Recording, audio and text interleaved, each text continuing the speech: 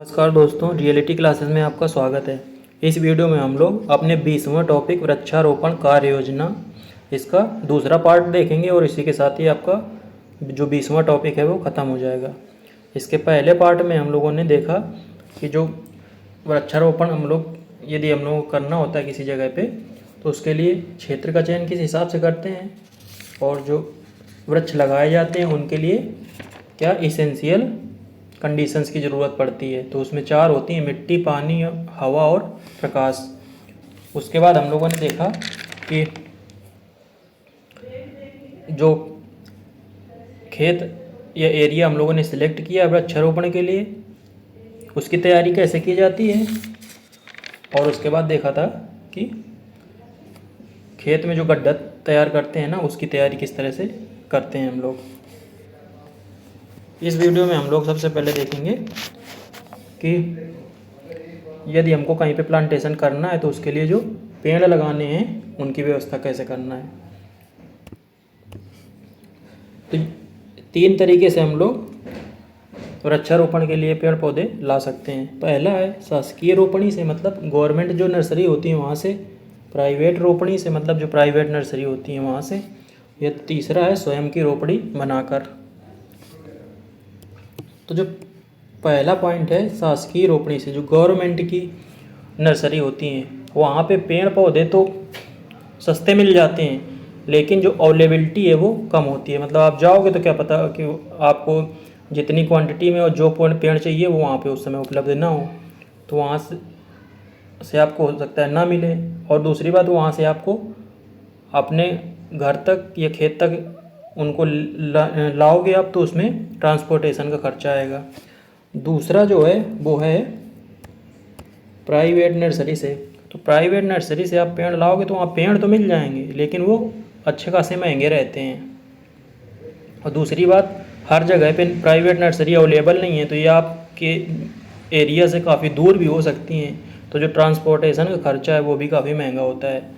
तो यदि आप प्राइवेट नर्सरी से पेड़ लगाओगे लाके, तो उतना इकोनॉमिकल नहीं होगा और इसमें जो इनिशियल इन्वेस्टमेंट है वो भी काफ़ी होता है, तो सभी लोग इसका नहीं कर सकते हैं। तो 2 हेडिंग जो यहाँ पे लिखी है उसमें यही है।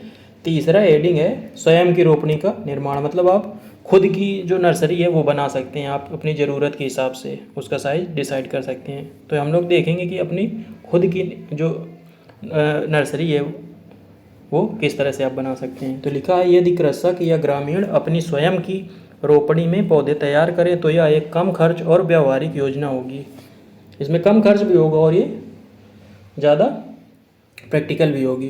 कृषक अपनी आवश्यकता से कुछ अधिक पौधे लगाकर अन्य कृषकों को बेचकर आय भी कमा सकते हैं। कि आप यदि अपनी नर्सरी तैयार कर रहे हैं वृक्षारोपण के लिए, तो कुछ ज़्यादा पेड़ यदि आप तैयार कर लेंगे तो वो आप बेच के आय भी कमा सकते हैं।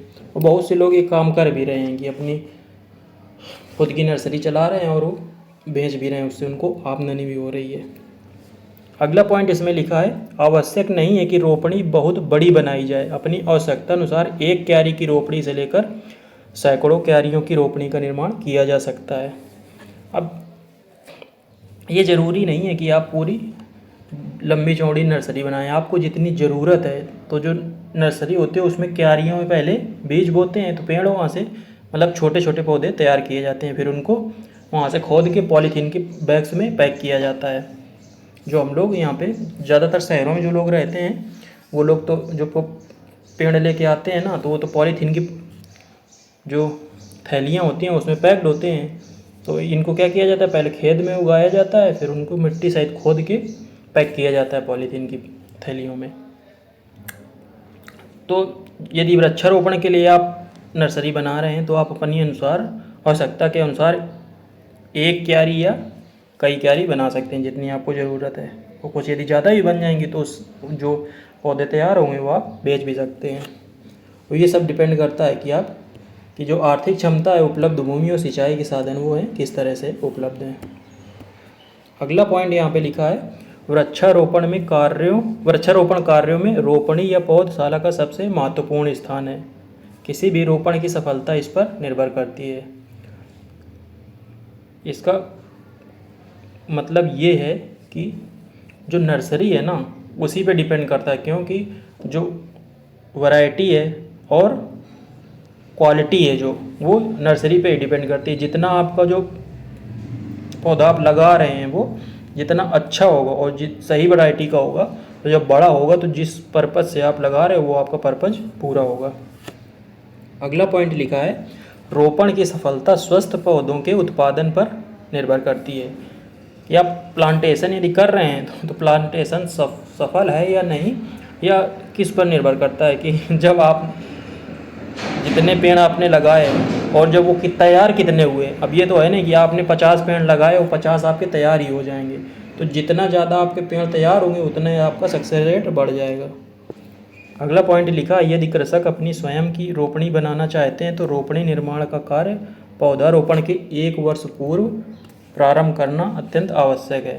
कि जब आपको मान लो आपने बनाया कि प्लान कि हमको इस बारिश के मौसम में आपको प्लांटेशन करना है, तो उसके 1 साल पहले से आपको जो नर्सरी है वो आपको बनानी है, तभी उन्हें 9 माह से 1 वर्ष की आयु के स्वस्थ एवं उपयुक्त पौधे वृक्षारोपण हेतु प्राप्त हो सकेंगे। तो इसमें काफ़ी टाइम लगता है, इसलिए आप लगभग 1 साल का समय इसमें लेके चलिए। अगला हेडिंग है रोपणी के स्थल का चयन, कि जो नर्सरी आप बना रहे हैं ना उसकी किस जगह पे बना रहे हैं, उस स्थान का चयन करने से पहले आपको किन बातों को ध्यान रखना है।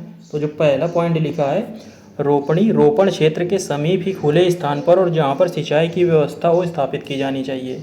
जो नर्सरी है ना, आप जहाँ पे प्लांटेशन करना है उसके पास के एरिया में बनाइए और ऐसी जगह पे बनाइए कि सिंचाई का जो साधन है वो उपलब्ध हो, क्योंकि नर्सरी बनाने में पानी की जो खपत है ना बहुत होती है और सिंचाई की ज़्यादा ज़रूरत होती है छोटे पौधों को। दूसरा पॉइंट लिखा है, रोपड़ी की सुरक्षा की पूरी व्यवस्था करनी चाहिए। इसके लिए कांटेदार तार की बाड़ लगाना अत्यंत आवश्यक है ताकि मवेशियों से इसकी सुरक्षा की जा सके। आप नर्सरी लगाए हैं तो उसकी सुरक्षा के लिए तो तार लगाने होंगे, नहीं तो पता चला आपने नर्सरी लगाए और पौधे उगे छोटे छोटे हुए और जानवर आए चर गए। अगला पॉइंट है, जहाँ रोपड़ी स्थापित की जाती है उस स्थान की मिट्टी उपजाऊ होनी चाहिए। जहाँ पे आप प्लांटेशन कर रहे हैं ना वहाँ की मिट्टी उपजाऊ होना ज़्यादा ज़रूरी है। आप नर्सरी के बाद जहाँ पे प्लांटेशन कर रहे हैं वहाँ की मिट्टी उतनी उपजाऊ नहीं है तो चलेगा, लेकिन शुरुआत में तो ग्रोथ ये अच्छा आपको पौध तैयार करनी है तो उपजाऊ मिट्टी होनी चाहिए। मिट्टी गहरी और जल निकासी की उचित व्यवस्था होनी चाहिए। मिट्टी गहरी का मतलब ये है कि मिट्टी है ना एक्चुअल में जो फर्टाइल लेयर है वो काफ़ी पतली होती है। खेतों में ये नहीं समझो कि आप जुताई करते हैं तो पूरा जितने तक हल जाता है जितनी वो सब उपजाऊ है, तो ऊपर की लेयर जो है वो काफ़ी मोटी होनी चाहिए, जो उपजाऊ लेयर की बात हो रही है। और जल निकासी की उचित व्यवस्था होनी चाहिए। जहाँ पे आप नर्सरी लगा रहे हैं वहाँ पे पानी के निकलने की व्यवस्था होनी चाहिए, नहीं तो पानी ज़्यादा होने से वहाँ की मिट्टी अम्लीय या क्षारीय हो जाती है और पौधे वहाँ के सड़ जाते हैं। चौथा पॉइंट लिखा है, इस स्थान पर आवश्यकता अनुसार 10 मीटर लंबी और 1 मीटर चौड़ी क्यारियाँ बनाना चाहिए। तो एक स्टैंडर्ड साइज यहाँ पे दिया गया है कि जो क्यारियाँ आप बना रहे हैं नर्सरी में वो 10 मीटर लंबी और 1 मीटर चौड़ी होनी चाहिए। अब अगली लाइन में इसमें लिखा है, क्यारियाँ सामान्यतः भूतल से 20 सेंटीमीटर ऊंची होनी चाहिए। जो आप क्यारियाँ बना रहे हैं ना उनका लेवल, उसकी मिट्टी का लेवल ज़मीन के लेवल से थोड़ा ऊपर होना चाहिए। और लिखा है, यदि सिंचाई का साधन उपलब्ध नहीं है या कठिनाई है तो 10 सेंटीमीटर गहरी क्यारियाँ भी बनाई जा सकती हैं। अब मान लो आप जहाँ पे प्लांटेशन करना है या नर्सरी जहाँ पे बना रहे हैं वहाँ पे सिंचाई की उतनी अच्छी सुविधा उपलब्ध नहीं है, तो आप थोड़ा जो क्यारी का लेवल है वो कम भी कर सकते हैं। उससे पानी वहाँ पे ज़्यादा समय पर टिकेगा और उतनी जल्दी जल्दी आपको सिंचाई की आवश्यकता नहीं होगी। अगला पॉइंट लिखा है, स्थान की यदि कमी हो तो 10 मीटर के स्थान पर कम लंबी क्यारियाँ भी बनाई जा सकती हैं। अब मान लो आपके नर्सरी के लिए जगह उतनी ज़्यादा नहीं है तो ज़रूरत नहीं है कि लंबाई आपको 10 मीटर ही रखनी है। तो लंबाई आप समझ लो 10 की जगह 5 मीटर उपलब्ध है तो 5 मीटर करिए और चौड़ाई आपको रखनी है कितनी, 1 मीटर। तो ये हो जाएगा आपका एक क्यारी का साइज। और कितनी क्यारियाँ बनानी है वो डिपेंड करेगा कितने आपको पौधे लगाने हैं, कितने पौधे लगाने हैं उसी हिसाब से आप नर्सरी तैयार करोगे। अगला पॉइंट है क्यारियों का निर्माण 30 से 45 सेंटीमीटर नीचे तक ज़मीन खोदकर किया जाता है। तो जो आप क्यारी बना रहे हो, क्यारी कुछ नहीं रोज है ना जिसमें आप पौध उगाओगे, तो उसके लिए मिट्टी को आपको 30 से 45 सेंटीमीटर तक खोदना है और खुदाई के बाद जो मिट्टी निकलेगी उससे कंकड़ पत्थर निकालना है और उसके जो बड़े ढेले हैं उनको फोड़कर जो मिट्टी है उसको भुरभुरी बारीक करनी है। अगला पॉइंट है इस मिट्टी में उपजाऊपन देखते हुए छन्नी गोबर खाद मिलाना है। जो ये मिट्टी निकली है ना, इसमें आपको जो गोबर की खाद इसके पहले वाले लेक्चर में बताया था कि गोबर खाद कैसे बनानी है, तो वो जो गोबर खाद है ना वो इस मिट्टी में आपको मिलाना है। उसके उपरांत इसमें 20 सेंटीमीटर ऊंची क्यारी का निर्माण किया जाता है। तो ये तो नॉर्मल स्टैंडर्ड केस है कि जहाँ पर सिंचाई की उचित सुविधा उपलब्ध है कि जो क्यारी में मिट्टी का लेवल है वो बाकी सतह से 20 सेंटीमीटर ऊंचा रखना चाहिए, जिससे वहाँ पे पानी रुकता नहीं है ज़्यादा समय के लिए। एक पॉइंट यहाँ पे और लिखा है, इस तरह तैयार की हुई क्यारी अब बुआई के लिए तैयार है। कि आपने क्यारी बनाई, उसमें गड्ढा किया और अब ये तैयार हो गई आपकी, जो बीज हैं वहाँ पे डालोगे, उनकी बुआई करोगे। अगली हेडिंग है प्रजाति का चयन और बीज का महत्व। मतलब आप किसी पेड़ की किस वैरायटी या का चयन कर रहे हैं और जो बीज है ना वो हेल्दी होना चाहिए। इसके लिए किन बातों का ध्यान रखना है वो हम लोग यहाँ पे देखेंगे। तो पहला पॉइंट लिखा है जिन प्रजातियों के वृक्षों का रोपण कृषक करना चाहते हैं वे उस प्रजाति के वृक्षों के बीजों की व्यवस्था कर लें। तो आपको उस जो प्रजाति लगानी है उसके बीज की व्यवस्था करना है आपको। ये मार्केट में आराम से अवेलेबल हो जाते हैं, कई जगह बीज की दुकानें होती हैं, छोटे छोटे कस्बों में भी खुल गई हैं। लिखा है सामान्यतया कृषकों के द्वारा लगाई जाने वाली प्रजातियों के बीज की मात्रा, उसका अंकुरण प्रतिशत तथा प्रति किलो बीज की संख्या का विवरण आगे दिया गया है। तदनुसार बीज की मात्रा की व्यवस्था की जानी चाहिए। तो एक स्टैंडर्ड लेवल है कि आपको यदि इतने पेड़ तैयार करने हैं तो उसके लिए कितना आपको बीज है उसका लेना होगा। तो बीज अंकुरण प्रतिशत यहाँ पे इसका मतलब ये है कि आप जितने बीज डालोगे वो सभी उससे पेड़ थोड़ी बन जाएंगे, तो वही अंकुरण प्रतिशत होता है। मान लो आपने 100 बीज डाले, उससे 50 पेड़ निकले। ये नर्सरी की बात हो रही है, नर्सरी के लेवल की। अब ये तैयार होने की बात नहीं हो रही है। तो अंकुरण प्रतिशत कितना हो जाएगा? 50% हो जाएगा।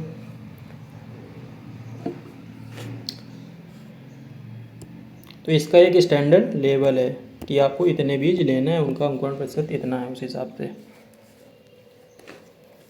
अगला पॉइंट है बीज की गुणवत्ता के महत्व से कृषक बंधु भली भांति परिचित हैं। इनका कहने का मतलब है कि जो बीज की जो क्वालिटी है, इसीलिए तो देखा होगा कि अभी किसान लोग क्या करते हैं कि पैकिंग वाले जो स्टैंडर्ड नर्सरी से बीज आते हैं वो लेते हैं। वो बहुत महंगे पड़ते हैं, लेकिन वो घर में जो पैदा होता है वो क्यों नहीं यूज कर लेते हैं? क्योंकि जो बीज की क्वालिटी होती है वहाँ पे वो अच्छी होती है। उनको बोने से जो फसल है ना उसका प्रोडक्शन अच्छा रहता है। अगला पॉइंट है वृक्षारोपण के परिणाम हमें वर्षों बाद प्राप्त होते हैं, अतः बीज की सफलता के विषय में हमें लंबे समय के बाद ही पता चल पाता है। अब आपने शुरुआत यदि अच्छी आपने की, आपका बीज अच्छी क्वालिटी का है, तो आपका जो पेड़ तैयार होगा वो अच्छा होगा। और लेकिन इसमें जो समय है वो कई वर्षों का लगता है, इसलिए बीज का चयन बहुत ही इम्पोर्टेंट फैक्टर है। अगला पॉइंट लिखा है अतः कृषक या ग्रामीण जो स्वयं अपने रोपण हेतु बीज का चयन और संग्रहण करना चाहता है, सुनिश्चित करना आवश्यक है कि उनके द्वारा एकत्र किया हुआ बीज स्वस्थ एवं उत्पादक है। तो ये आपको स्पेसिफाई करना है, मतलब ये कंफर्म करना है कि आप जो बीज यूज कर रहे हैं वो अच्छी क्वालिटी का है और सही प्रजाति का है। अब अगली हेडिंग है बीज का उपचारण। मतलब बीज कई होते हैं जिनको डायरेक्ट हम लोग बो देते हैं, लेकिन कई का थोड़ा ट्रीटमेंट करना पड़ता है। तो ट्रीटमेंट में ज़्यादातर केस में फुलाना पड़ता है, पानी में डाल के कुछ समय के लिए रखना होता है जिससे उनका अंकुरण जल्दी हो सके। कुछ केस में इसमें कुछ दूसरे पदार्थ भी मिलाए जाते हैं, तो वो जब बीज आप लोगे तो उसमें बताया जाता है उस समय। वही लिखा है यहाँ पे, कुछ प्रजातियों जैसे सागौन, चंदन, खमेर इत्यादि में बीज को बोने से पहले उनका उपचारण किया जाना आवश्यक है। अतः यदि इन प्रजातियों का रोपण करना प्रस्तावित है तो इसके उपचारण की विधि के विषय में जानकारी प्राप्त करना आवश्यक है। अब हम लोगों ने बीज सेलेक्ट कर लिया। अब अगली हेडिंग है क्यारियों में बीज बोने की तैयारी। जो आप नर्सरी तैयार कर रहे हैं उसमें बीज किस तरह से बोगे उसकी तैयारी लिखा है। क्या पहला पॉइंट लिखा है, क्यारियों में बीज सीधी पंक्तियों में चौड़ाई में बोना चाहिए। तो सपोज आपकी ये क्यारी है, तो आपको बीज सीधी पंक्ति में, तो आपने एक यहाँ पे बोया, एक यहाँ पे, ऐसे ऐसे बो रहे हो बीज। और चौड़ाई में का मतलब इसके बगल में दूसरा, ऐसे दूसरा दूसरा, तो इनके ये चौड़ाई वाला हो गया, लंबाई वाला, तो इनके बीच में भी दूरी ध्यान रखनी है और इनके बीच में भी। जैसे पेड़ों के बीच में आपको रोज में और एक रो में पेड़ों के बीच की दूरी इससे पहले बताया गया था, और कई दो रो के बीच की दूरी, तो वही लिखा है। दो बीजों के बीच उपयुक्त दूरी रखें, जो बीज के आकार और प्रजाति के प्रकार पर निर्भर करता है। तो जो दो बीज हैं उनके बीच की दूरी भी आपको मेंटेन रखना है, और वो डिपेंड करता है कि कौन सा बीज आप बो रहे हैं और कौन सी वो वैरायटी है। अगला पॉइंट है, बीज को बोने के बाद उसे मिट्टी से ढक देना चाहिए। जब आप बीज बोते हो उसके बाद उसको मिट्टी से ढका जाता है। लिखा यहाँ पर एक सावधानी रखना आवश्यक है कि बीज पर बीज के व्यास के बराबर ऊंचाई से अधिक मिट्टी से नहीं ढकना चाहिए। सपोज आपका जो बीज है वो इस तरह का है, इतना लंबा, तो इसके ऊपर जो मिट्टी है ना, वो इसका जो लंबाई है उससे ज़्यादा नहीं होनी चाहिए। इसके ऊपर जो मिट्टी आप डालोगे, वरना बीज क्या है, ज़्यादा नीचे चला जाएगा तो हो सकता है वो अंकुरित होकर बाहर ना निकल पाए। अगला पॉइंट है, बारीक बीजों को रेत के साथ मिलाकर बोना चाहिए। जो बीज बहुत बारीक होते हैं उनको रेत के साथ मिला के फिर बोना चाहिए।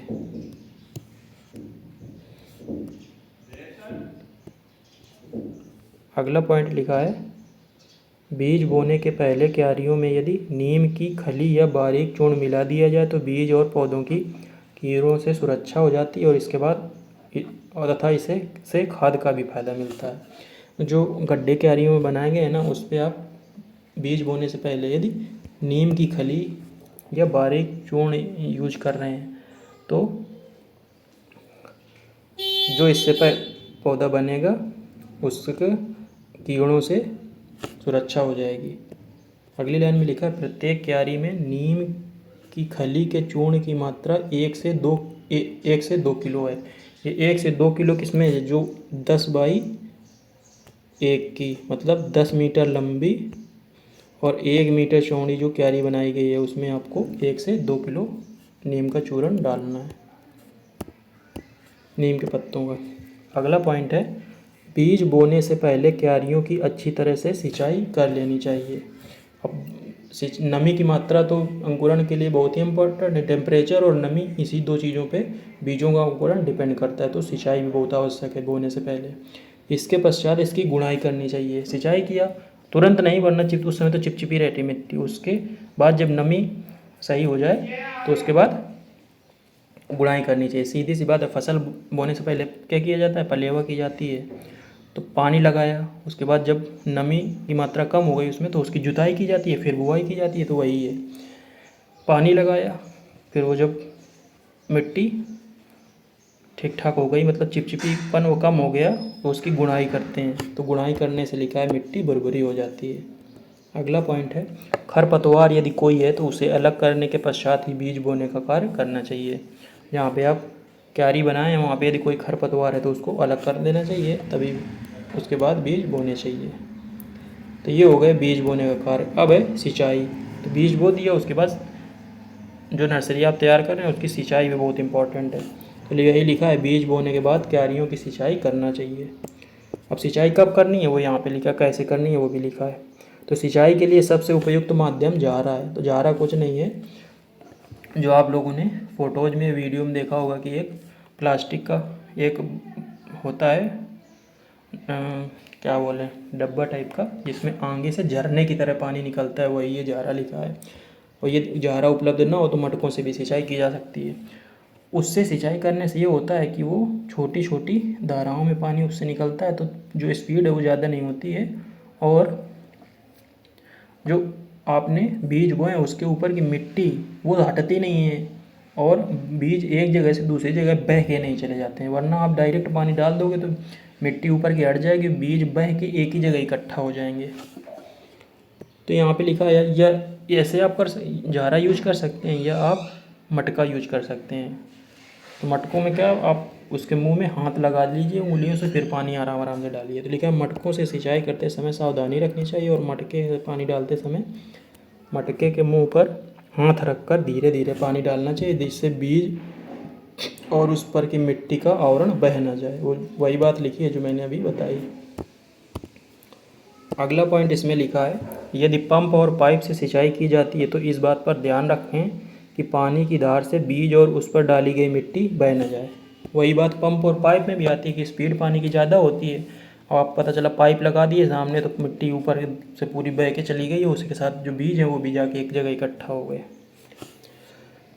ये बात हो गई सिंचाई की। अब हम लोग देखेंगे निराई गुड़ाई। अभी बात नर्सरी की चल रही है, प्लांटेशन तो इसके बाद होगा। नर्सरी तैयार करेंगे, फिर इनको दूसरी जगह यहाँ से उखाड़ के ले जाएंगे। जैसे नर्सरी उसकी तैयार की जाती है ना, धान की। अब लिखा है निराई गुड़ाई, तो अब इस जो नर्सरी आप तैयार की हो यहाँ पे खरपतवार भी उगेगा, तो इसकी निराई गुड़ाई आवश्यक है। तो लिखा है, प्रारंभिक दशा में बीजों के अंकुरण के पश्चात खरपतवार को हाथ से निकालना आवश्यक है। जब एकदम छोटे छोटे अंकुरण हो जाते हैं ना, तो उसको आसपास जो खरपतवार है वो हाथ से आप निकालिए, क्योंकि उस समय जो पौधे होते हैं बिल्कुल छोटे छोटे होते हैं, मतलब 2-3 इंच के होते हैं यहाँ, ये समझ लीजिए। तो यदि आप कोई औजार यूज करेंगे तो पौधों को नुकसान हो सकता है।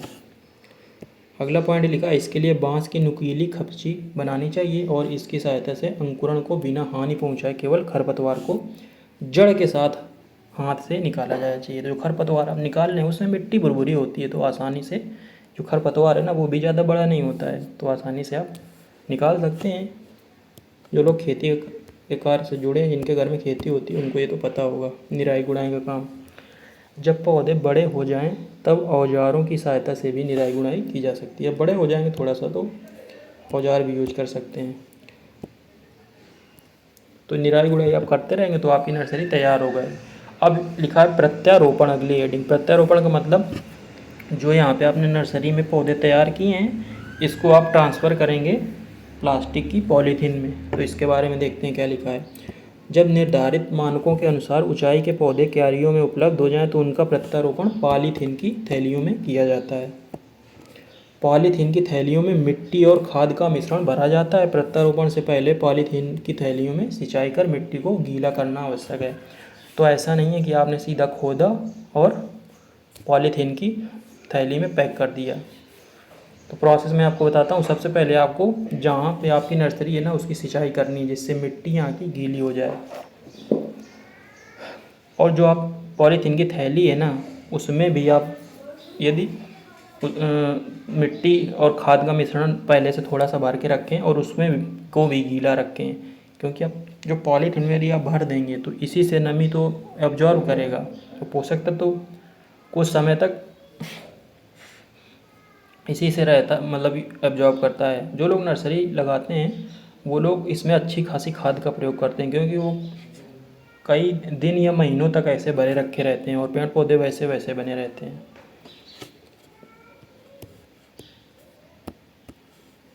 अगला पॉइंट वही लिखा है कि पौधों के क्यारियों से निकालते समय सिंचाई आवश्यक है, ताकि पौधे आसानी से निकाले जा सकें तथा पौधों की जड़ों को किसी प्रकार का नुकसान ना हो।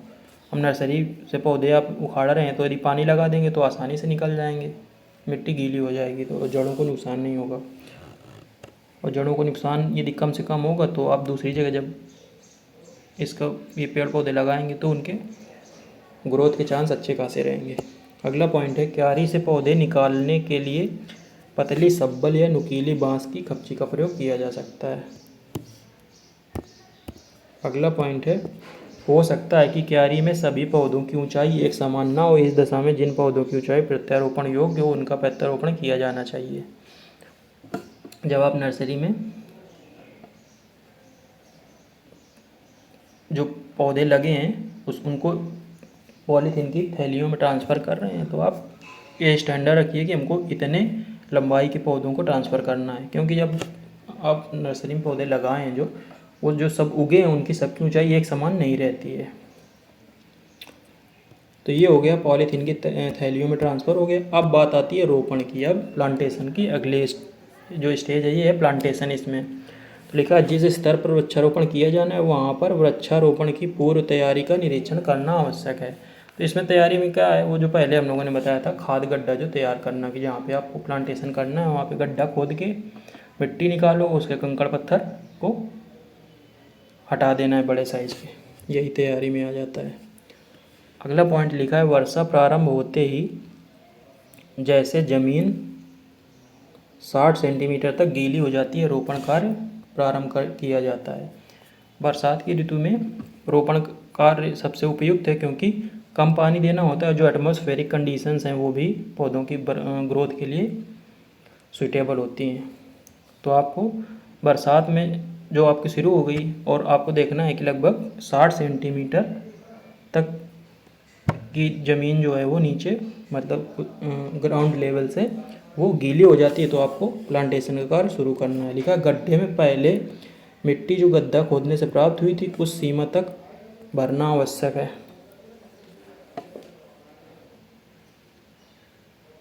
ताकि उसमें पौधा और पौधे की और मिट्टी की पिंडी आसानी से समा सके। तो सबसे पहले आपको जो मिट्टी खोदी है उसको उसमें थोड़ी खाद मिला के भरना है उस लेवल तक कि जो आपकी जो पिंडी बनी है, जो पौधे के साथ में मिट्टी आई हो उसकी पिंडी, उसको आप रखो। तो ऐसा ना हो कि वो बहुत नीचे चली जाए, इसका लेवल ज़्यादा नीचे नहीं रखना है। वही लिखा है अगली पॉइंट में, पौधों को ना तो बहुत नीचे ना बहुत ऊपर लगाना चाहिए। पौधा लगाने के बाद उसके चारों ओर की मिट्टी दबा देना चाहिए ताकि पौधा जम जाए और पौधे की जड़ के आसपास की मिट्टी गीली न रह पाए। गड्ढा को जो पहले खोदा गया था वो काफ़ी गहरा किया गया था, तो उसमें पहले आप आसपास की जो मिट्टी है ना उसका कुछ भाग आप डाल दीजिए और खाद के साथ मिला के डाला जाता है। फिर आप वो पिंडी सही का जो पॉलीथीन है वो काटिए और उसको रखिए और फिर जो मिट्टी बची है उसको डालिए और उसको अच्छे से दबा दीजिए, जिससे पौधा जो है ना उसका तना और जड़ अब हिल डुल ना पाए, क्योंकि यदि हिलेगा तो पौधा आड़ा तिरछा हो जाएगा। पानी लगाओगे तो वो पता चला कि सीधा की जगह एकदम लेट गया।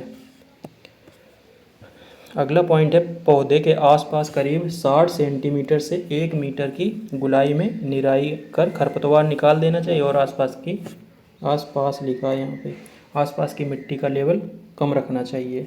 कि आप सपोज यहाँ पे ये पेड़ लगा दिए तो इसके जो आसपास का एरिया है उसमें निराई आवश्यक है। निराई क्या होती है, ज़्यादातर खुरपी से की जाती है, तो आसपास की जो घास फूस होती है उसको निकालने को निराई बोलते हैं। गुड़ाई क्या होता है, घास फूस निकालने के बाद जो मिट्टी की ऊपरी लेयर है ना उसको हल्का सा खोद दिया जाता है, उसी को गुड़ाई बोलते हैं। तो निराई करके खरपतवार हटा दिया और जो मिट्टी का लेवल है आसपास का पेड़ के वो थोड़ा सा यदि नीचे होगा तो जो पानी यहाँ पे आएगा तो थोड़ी देर ये रुकेगा, अदरवाइज़ बह के दूसरी जगह चला जाएगा। ज़्यादा भी नहीं होना चाहिए कि पता चले भरे रहे पानी वहाँ पे तो पेड़ सड़ जाए। अगला पॉइंट है जिस समय वर्षा हो रही है उस समय रोपण कार्य करने से अधिक सफलता मिलती है। मतलब आप जब बरसात जब हो रही है उस समय यदि ये प्लांटेशन करें तो ज़्यादा फ़ायदा रहता है। अब ये ऐसा नहीं ना हो कि ज़्यादा पेड़ लगाने तो ऐसा कैसे कर सकते हैं, तो आप उस समय करिए जब अच्छा खासा लग रहा हो कि अब बारिश आज होगी उस मौसम में, कि आप पेड़ पौधे लगाएं उसके कुछ घंटों में बारिश हो जाए, तो ये पेड़ पौधों के लिए बहुत ही सूटेबल रहता है ग्रोथ के लिए उनके। तो ये आपके पेड़ पौधे लग गए। अब लिखा है लास्ट में सुरक्षा एवं रख रखाव, कि आपने जो पौधे लगाए इनके सुरक्षा के और रख रखाव के लिए किन बातों का ध्यान रखना है। तो पहला पॉइंट है रोपण क्षेत्र की मवेशियों से सुरक्षा हेतु तो समुचित प्रयास किए जाने आवश्यक है। रोपण क्षेत्र के लिए तार या कांटों की बाड़ लगाई जा सकती है। तो जो आपने पेड़ पौधे लगाए हैं इनकी मवेशियों से सुरक्षा के लिए, जैसे नर्सरी की सुरक्षा के लिए तार या कांटों की बाड़ लगाई जाती है वैसे ही अब इसमें जो तार है ना, कई लेयर में आपको लगाने होंगे क्योंकि पेड़ थोड़ा बड़े हैं। दूसरा पॉइंट लिखा है रोपण के पहले वर्ष में कम से कम 2 बार निराई करना अत्यंत आवश्यक है। जिस साल प्लांटेशन किया गया है उस साल आप कम से कम 2 बार तो निराई करिए। लिखा है कि निराई के साथ गुड़ाई करने से पौधे की बढ़त अच्छी होती है, जो ग्रोथ है वो अच्छी रहती है निराई गुड़ाई करने से। अगला पॉइंट है निराई के साथ साथ पौधों को गोबर खाद या रासायनिक खाद भी देना चाहिए। निराई जब आप कर रहे हैं तो उस समय आसपास के जो घास और फूस है वो आप हटा दिए, और पेड़ की जो तना है उसके पास गोबर की जो खाद है या रासायनिक खाद है उसका प्रयोग करना आवश्यक है। लिखा पहले वर्ष में सितंबर में पहली और नवंबर दिसंबर में दूसरी निराई करनी चाहिए। तो निराई का टाइम भी लिखा है, बरसात में आपने लगाए पेड़ पौधे तो पहली निराई सितंबर में, दूसरी नवंबर दिसंबर में। अगली लाइन में लिखा है अगले जो पॉइंट है, दूसरे वर्ष में एक निराई से काम चल सकता है। दूसरे वर्ष में आप एक निराई करेंगे तो भी काम चल जाएगा। लिखा है यदि पौधों की ऊंचाई 1.5 मीटर हो गई हो। हाँ, दूसरे वर्ष बोल रहा है यदि पौधों की ऊंचाई एक साल में 1.5 मीटर हो गई तो आप अगले साल एक ही निराई करेंगे तो काम चल जाएगा। इससे कम है तो आप कम भी 2 निराई करिए। लिखा है यह निराई अगस्त सितंबर में की जानी चाहिए। तो जो दूसरे साल में यदि एक निराई करनी है तो आप अगस्त सितंबर महीने में करिए। अगला पॉइंट लिखा है पहले वर्ष की प्रथम निराई के साथ साथ मरे पौधों को बदलने का कार्य भी किया जाना चाहिए। आप पहले वर्ष में जो पहली निराई कर रहे हैं मतलब सितंबर के महीने में, तो निराई के साथ साथ कुछ पौधे आप लगाओगे तो वो सूख भी जाएंगे, तो उनको हटा के दूसरे पौधे आप वहाँ पे लगा सकते हैं। लिखा दूसरे वर्ष की निराई में भी आपकी प्रक्रिया अपनानी चाहिए, क्योंकि इस टाइम पे अभी बरसात का सीज़न है वो ख़त्म नहीं होता है, तो आप उस समय जो ख़राब पौधे हो गए उनकी जगह दूसरे लगाएंगे तो वो ग्रोथ कर जाएंगे। अगला पॉइंट लिखा है पौधों की दीमक से जो पौधों की जड़ों को नष्ट करती है सुरक्षा है तो नीम की खली की खाद का प्रयोग किया जाता है। जैसे नर्सरी में बीज बोने से पहले आप नीम की खाद का प्रयोग करते हैं, वैसे ही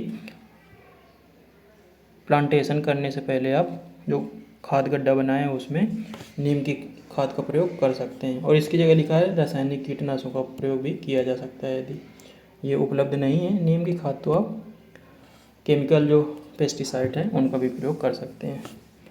अगला पॉइंट लिखा है इस प्रकार रोपित पौधों पर 2 वर्ष के पश्चात सुरक्षा के अलावा किसी प्रकार का कार्य नहीं करना होता।